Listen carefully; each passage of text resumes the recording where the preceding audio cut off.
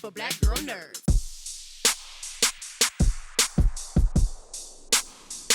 Brandee, I'm glad you kicked it off with that, with talking about natural hair. Yes, ma'am. Your natural hair is so beautiful in the episodes. When we don't see Mercedes in her element, we get to see her as a beautiful, melanin, thriving Black queen, natural hair, working with the youth. Love it. Thank you. And I feel like sometimes when we have women who pursue other occupations like dancing, that they're viewed, they're demonized, like they can't work with children because it's automatically going to be perverted or a perversion of their immaturity and their growth and all of those things. Describe your character, Mercedes, for our folks who will be watching. I've seen the first 4 episodes, so I don't want to give too much away about Mercedes. Mercedes is the complex boss of the Pink. She is loyal. She's a daughter. She's that sister friend that everybody needs to keep it real with them and get them in check. You might get your feelings hurt, but she gonna keep it real with you, you know? So that's who she is, and she's driven. And she has a wall up a little bit, and you think that, you know, she's got this hard exterior, and she's that, as some people say, mean Black girl, you know, that girl with the attitude, but she's not. She has so much more going on inside of her, and you will slowly be able to see that. With Mercedes, just let me just tell you, you are a beautiful, beautiful, beautiful woman. Thank you. And I was just astounded at your physique in the show.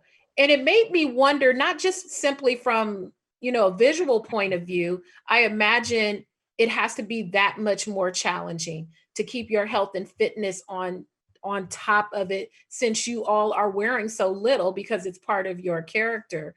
Is that a different type of pressure to keep your body completely tight? No, it's fun fact. Playing the role of Mercedes, I was probably at my and I don't want to say biggest because it's not big. Relative. It's not big. You know what I mean? Like for myself, weight wise, that was the biggest I'd been, and it was embracing being a Southern Black girl with curves, with all of that. And I enjoyed it. And to have a showrunner who told me, don't lose weight. You like, and I was like, wait, what? Because I have danced on those stages, and I had been a lot smaller everywhere else on stages with tours and everything. And now here I am doing this role. And, you know, I'm a fitness girl too. So I'm thinking like, oh my gosh, I'm a little thick. And it's like Katori could read my mind and hugs me at the end of our pilot and goes, don't lose weight. You don't hear that from anybody. When I've heard from all these men touring with all of these artists and telling you, stay tight, keep it together. Ooh, you look a little too curvy. You look a little too thick. Them thighs get a little tight in them jeans, you know. And for you to go to someone like Katori and be in hair and makeup or wardrobe and read an Alita to embrace those curves with the wardrobe was amazing. So it wasn't a pressure. It actually gave me a sense of relief. So I started working out for Brandee, not to keep my job. You know, because before I've always worked out to keep my job, and I don't have to do that on P-Valley. That's phenomenal. You look phenomenal. I'm sure people have seen the trailers and just seen just your abs, just phenomenal. From regular woman America, I salute you because you look fantastic.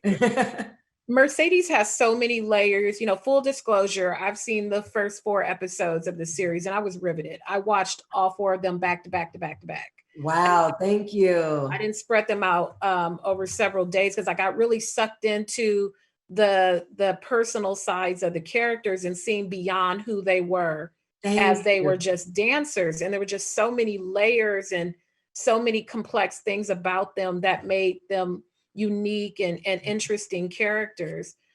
Thank you so much. That's the biggest compliment ever, because that's what we wanted. Yeah. Thank you. I'm trying to think of how to describe those different layers of Mercedes without giving away where her journey takes her. So why don't you, in your own words, tell me about the journey that Mercedes she'll undergo this season? You know what? It is like, it might be like driving on a 405. It's like for a minute, you're backed up in traffic, and then you start going fast, like, oh, I'm getting through it. And then you're like, oh, shoot, here we go again.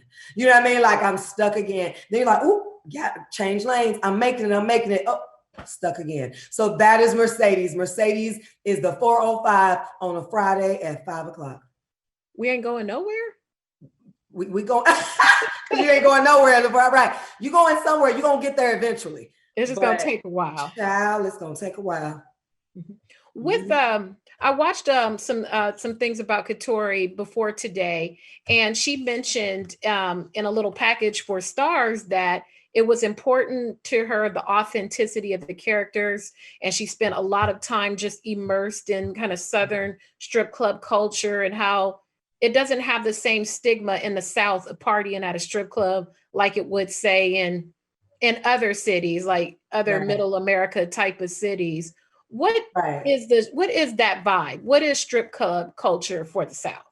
And you know what? If I'm honest, started to learn it after the fact. So I didn't know that culture growing up because I was the PK that my dad was very, very strict and conservative with. I like, even Katori told me, I was like, girl, they had baby showers at strip clubs. But then I've got some of my homegirls like, girl, yeah. You know, like, you ain't know? You know, like in my Mercedes, well, you ain't know? You know, and I did not know that world because I was sheltered from it. But the older I get now, like literally, if we weren't in quarantine for my birthday, I probably would have threw my party at the strip club. Like, it just is what it is. It's fun. And the food, girl, the food at the club. And when I did finally learn about strip club world, I remember going to Magic City one time just to order wings. And they were like, oh, okay, you can, there's some room over there. I was like, no, I'm just here for the chicken. That was when I was still eating meat. I was like, I'm just here for the wings. I'm good. You know, so I was not privy to it, but I'm grateful to know what I know now. Another thing that I appreciated about the episodes, that it was kind of like a Black experience told from a Black lens. Yes. You know, just the way the characters interacted with each other. I have family from the South, and just the way they spoke to me was very natural, was almost kind of like peering in from a window. Yes, the language, that's the first. What was it like working with the other characters? It's a big ensemble cast. There are a lot of you, a lot of moving parts at any given time, and everybody bringing their own individual it factor to all the scenes that you all appear in, but you appeared in nearly every scene in the show. So what were some of those interactions with the other cast like for you? It was fun, and it was getting to know each other. And Katori told us when we first all met, she said, there's a little bit of every character in y'all. I like to say everyone is a little bit of that character. And I think at first we heard her, but we didn't hear her. But I think right now it's actually funny because I'm like, look at Skylar over there being Gidget. Look at Shannon over there acting like Miss Mississippi. You know, and I know they're looking at me like, look at Brandee over there with that quick tongue being Mercedes, you know, because I may say anything. And that's just who you are. And it's just amazing that she was able, from all over the world, like really, Ella Rica's all the way in London. And for her to grasp this world, and I'm like, girl, you ain't nothing but an autumn night, in a beautiful way, not a bad way, but like that is her. And all the amazing parts of us, flaws and all, we are perfect for this role, these roles. Everyone is perfect for their role, and it's amazing. And we all get along. We actually do like each other. We want to take a vacation. COVID, can you please get it together so we can take a trip together? You know, so it's really fun. What do you think? You know, for me, I mean, I'm not so naive that I have never been to a strip club, but I've never gone to one often. How do you think that a series like this helps break down that type of, that stereotype, that stigma, that, you know, that whole like, oh, strippers are just a bunch of drug addicted whores, you know, like that kind of messaging that's always been attached when it's a legitimate profession where they have to file taxes and ID, as we learned during the season. Absolutely. I think that it's going to break it down in every way, from you knowing, well, wait, she don't make the money I thought she made. Wait, she got to tip him. She got to tip them. Well, what does she get? Oh, that's why she's working so hard. That's why she's doing all these crazy tricks and looking at you crazy when you give her $5. Okay, because she did all of this to try to perform for you. So I'm hoping that it will show the truth of what's happening, because I even thought, like, when they would take the guys and walk to the back, and I'm like, what's she about to go do? Girl, you know what I mean? Like, now I know, and I'm like, ooh, like I told someone else, if I could go back and slap my younger self, because it's not what you think at all. Yeah, I mean, it broke down a lot of things for me that I wasn't aware of, and just the whole Southern vibe is just generally more relaxed about that type of thing, considering the West Coast is supposed to be so liberal and the South is supposed to be so red state, and it's not like that at all. Yeah, at all. Because, and then, you know, what's funny is even the name itself coming from the play Pussy Valley. I didn't know that's a neighborhood in the city that you were born in, girl. You know what I mean? So when I first heard, I was like, ooh, what's the name? You know, like, oh, okay. And then I tell my homegirl, she's like, oh, girl, yeah, right down the street. I was like, wait, what? Pussy Valley, girl, right down the street. Yeah, it was the projects. Mm-hmm. You know, it's nothing. And even the kids. So then I went back home and started like trying to talk to people. And you could run into like a kid and they'd be like, I live in PV. It is what it is. There is no shame in the word at all. Oh, yeah. My grandma lived in Pussy Valley. Mm-hmm. No shame at all. They've become accustomed to it. Shout out to Mississippi. Yes. For having that surprisingly liberal kind of mindset in the midst of a Bible Belt. Our little town there is kind of Bible Belt, little country, with this little oasis, if you will, in the middle of it. Yes. So the characters are so diverse and they're so fascinating. If you could switch with any other character in the show, it doesn't matter gender or anything. Okay. If you could switch with any character in the show, what character would you switch with? I like Miss Mississippi and I like Uncle Clifford. So you said one. I'm doing Uncle Clifford. Okay. Uncle Clifford is hilarious. Hilarious. The nuances, the side eyes, the little quick tongue. So yes, Uncle Clifford. When folks tune into the series, I mean, the title alone caught me off guard. Not just, I'm not a prude, but you don't really expect a series on network to be called P Valley, and then when you see what the P really is, what do you think people are going to expect if they don't watch any trailers or anything when they get ready to tune in and watch? Oh, here comes some girls half naked. Here comes some girls talking about sex. Here, you know what I mean? Like some more, as I've seen, I saw somebody be like, oh yeah, more trash. And I'm like, what? You know, how did we get here? But honestly, this has been a great experience over the past couple of weeks, just seeing how the trailers come out and how people are reacting, because we don't have to say much. You have these ladies of these lives that we're portraying, speaking up for us too. And we feel like we're speaking up for them. So it's kind of like, I'm in this group on Instagram now called the Dancers Locker Room. And it's like the shade room for dancers.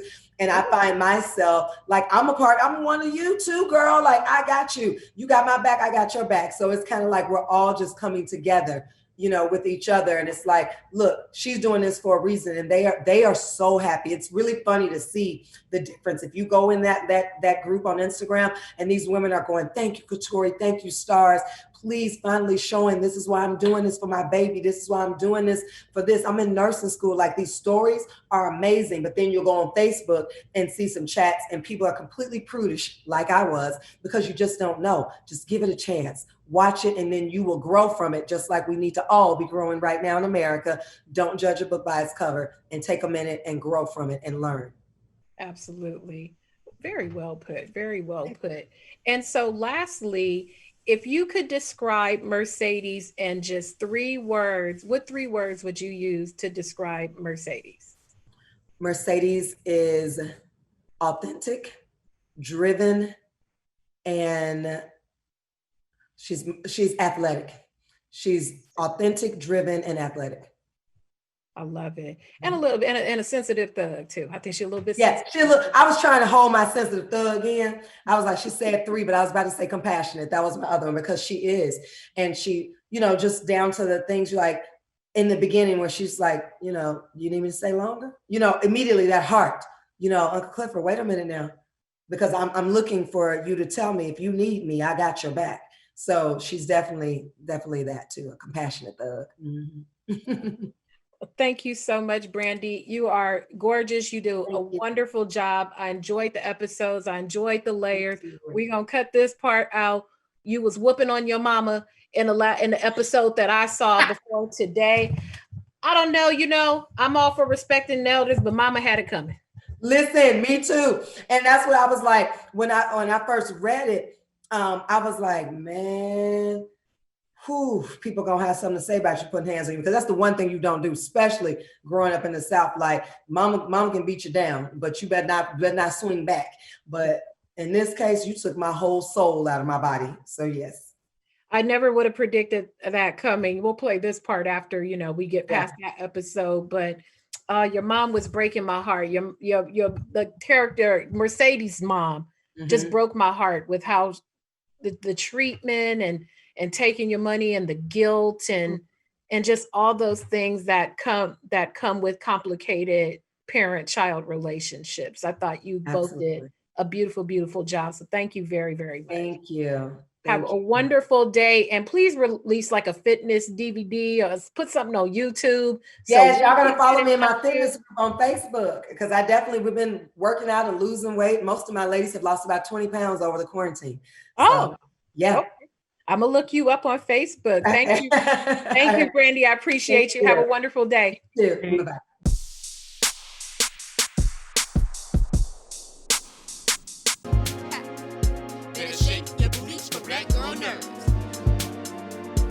Shake your booties for black girl nerves.